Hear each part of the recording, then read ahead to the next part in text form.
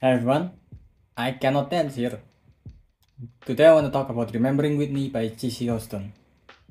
The book is more of a memoir of Cissy Houston, Whitney's mother, rather than Whitney herself. Which, at one hand, I think it's a good thing, since it would be weird if it's Whitney's memoir that she didn't write herself. On another hand, it's kinda weird that the book chose to market itself as Whitney's memoir with its big Whitney letter that topped the author's name, and also with Whitney's face on the cover. It has a particular ick to it, but it's not so much that makes it really bad. Other than that, the book is quite good.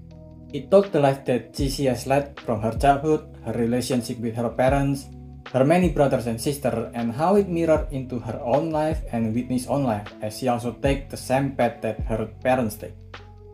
The book feels less of a woman trying to make buck by using her more famous daughter name, and more of a woman trying to process her life and trying to process the grief that she somehow shared with the world.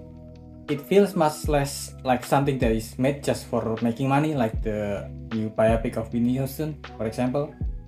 Because, well, you can make biopic of Whitney Houston without her voice. Cissy would name Whitney Nippy, and it'll be what she and her friends and family call her for the rest of her life. Whitney was raised under the myth of black excellence. She was put under grueling training that even Cissy's other son tried to put a stop, but Whitney pushed through. And then because of her first album, Whitney Houston went from a nobody into a superstar because, of course she will. Have you heard her voice? But in a very cutthroat industry, jealousy quickly formed. Add that with the weird music industry where black artists, despite having much better songs, album concept, performance, and everything else, have the hardest time to receive their recognition.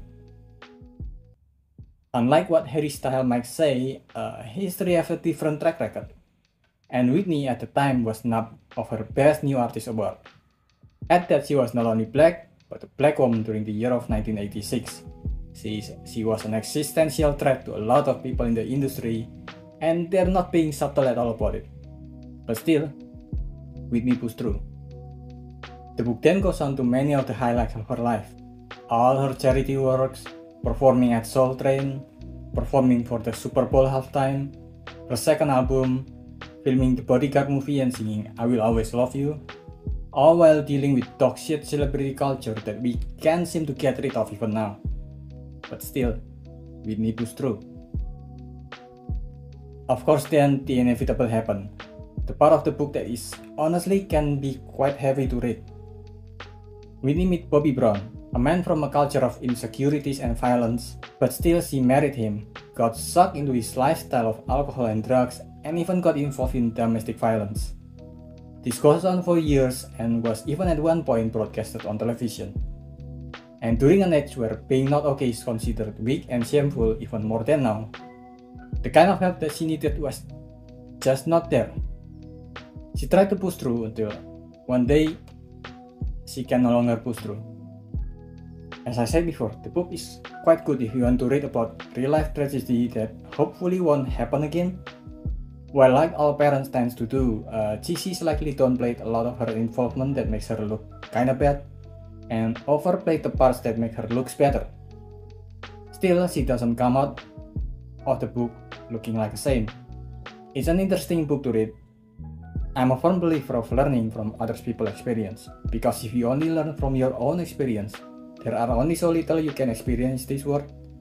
And if you want to learn from others' experience, there are not much more unique life than the life of Whitney Houston, the best voice there ever was. That's about it.